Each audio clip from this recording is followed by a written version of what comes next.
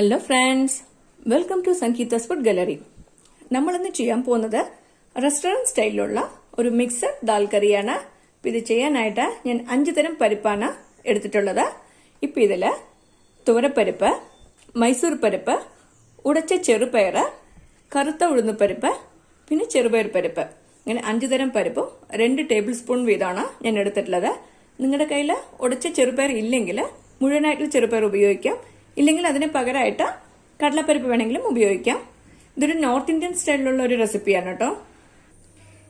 ഇപ്പൊ ഈ കറി ചെയ്യാനായിട്ട് 5 തരം പരിപ്പ് തന്നെ വേണം നിർബന്ധമൊന്നുമില്ല.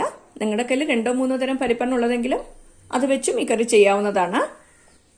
ഇപ്പൊ നമുക്ക് ആദ്യം തന്നെ ഈ പരിപ്പൊക്കെ നന്നായിട്ട് വാഷ് ചെയ്ത ശേഷം വേവിച്ചെടുക്കണം.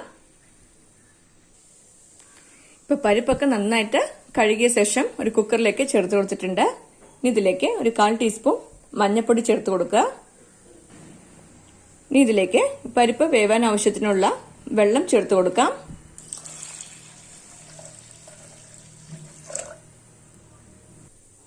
ഇനി കുക്കർ അടച്ചു വെച്ചിട്ട് ഒരു 5 വിസിൽ വെച്ച് നമുക്കിതിനെ വേവിച്ചെടുക്കണം. ഇപ്പൊ കണ്ടില്ലേ, നമ്മുടെ പരിപ്പൊക്കെ നന്നായിട്ട് വെന്തിട്ടുണ്ട്. ഇനി തവി വെച്ചിട്ട് ചെറുതായിട്ട് ഇതുപോലെ ഒന്ന് ഉടച്ചെടുത്ത് വെക്കണം.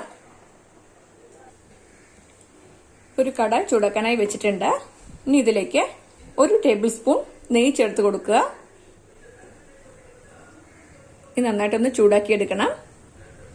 നിങ്ങൾക്കിതിൽ നെയ്യ്ക്ക് പകരമായിട്ട് ഓയിൽ വേണമെങ്കിലും ചേർത്ത് കൊടുക്കാം. ഈ നെയ്യ് നന്നായിട്ട് ചൂടായിട്ടുണ്ട്. ഇതിലേക്ക് ഒരു 1/2 ടീസ്പൂൺ ജീരകം ചേർത്ത് കൊടുക്കാം. ഈ ജീരകം നന്നായിട്ട് ചൂടായിട്ടുണ്ട്. ഇനി ഇതിലേക്ക് ഒരു സവാള പൊടിയായിട്ട് അരിഞ്ഞു വെച്ചിട്ടുണ്ട്, ഇത് ചേർത്ത് കൊടുക്കാം. ഇതൊന്ന് വഴറ്റി കൊടുക്കുക.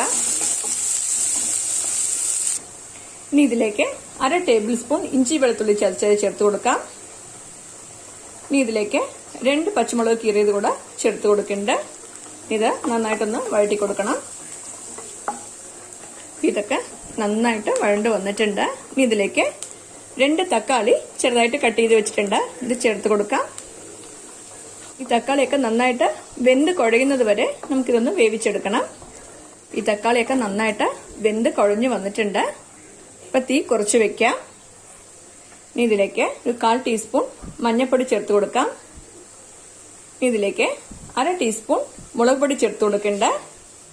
ഈ മുളക് പൊടി നല്ല എരിവുള്ളതാണ്, അതുകൊണ്ടാണ് ഞാൻ 1/2 ടീസ്പൂൺ മാത്രം ചേർത്ത് കൊടുത്തത്. നിങ്ങളുടെ കയ്യിലുള്ള മുളക് പൊടിയുടെ എരിവിനനുസരിച്ച് ഇത് കൂട്ടിയോ കുറച്ചോ കൊടുക്കാവുന്നതാണ്. ഇനി ഇതിലേക്ക് 1 ടീസ്പൂൺ കാശ്മീരി മുളക് പൊടി കൂടെ ചേർത്ത് കൊടുക്കേണ്ട. ഇത് ചേർക്കണമെന്ന് നിർബന്ധമില്ല കേട്ടോ, ഞാൻ കളറിന് വേണ്ടിയിട്ട് മാത്രമാണ് ഇത് ചേർത്ത് കൊടുക്കുന്നത്. ഒരു 1/2 ടീസ്പൂൺ ഗരം മസാല പൊടി കൂടെ ചേർത്ത് കൊടുക്കണ്ട. ഇതെല്ലാം കൂടിയിട്ട് നന്നായിട്ടൊന്ന് വഴറ്റി കൊടുക്കുക.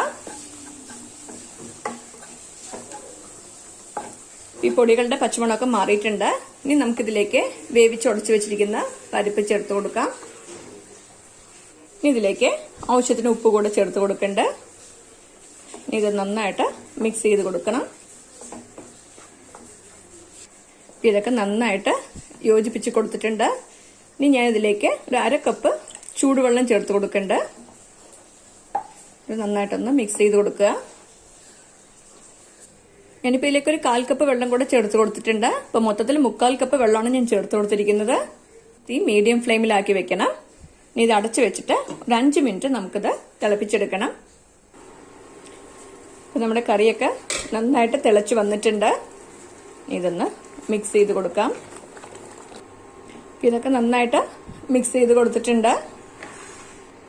ഇതിലേക്ക് ഒരു 1/4 ടീസ്പൂൺ ഗരം മസാല പൊടി കൂടെ ചേർത്ത് കൊടുക്കുന്നുണ്ട്. ഇതിലേക്ക് 1 ടേബിൾ സ്പൂൺ കസ്തൂരി മേത്തി കൂടെ ചേർത്ത് കൊടുക്കുന്നുണ്ട്. അതായത് ഉണങ്ങിയ ഉലുവയുടെ ഇലയാണത്. ഇത് നിർബന്ധമൊന്നുമില്ല കേട്ടോ, ഉണ്ടെങ്കിൽ മാത്രം ചേർത്താൽ മതി. ഇതൊന്ന് മിക്സ് ചെയ്ത് കൊടുക്കാം. ഇപ്പം ഞാൻ ഈ കൺസിസ്റ്റൻസിലാണ് നിർത്തുന്നത്. ഇനി ഇത് ആറുമ്പോൾ കുറച്ചുകൂടെ തിക്കാവും. ഇനി അവസാനമായിട്ട് ഇതിലേക്ക് കുറച്ച് മല്ലിയില കൂടെ തൂവി കൊടുക്കുന്നുണ്ട്.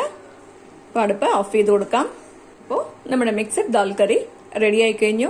ഇത് ചപ്പാത്തി, റോട്ടി, നാൻ, പുലാവിന്റെ കൂടെ എല്ലാം കഴിക്കാൻ ഒരു അടിപൊളി കോമ്പിനേഷനാണ്. നിങ്ങൾ എല്ലാവരും ഈ റെസിപ്പി ട്രൈ ചെയ്ത് നോക്കണം. ഇഷ്ടമായെങ്കിൽ ലൈക്ക് ചെയ്യാനും ഷെയർ ചെയ്യാനും സബ്സ്ക്രൈബ് ചെയ്യാനും മറക്കരുത്. നിങ്ങളുടെ ഫീഡ്ബാക്ക് അറിയിക്കും വേണം. Thanks for watching.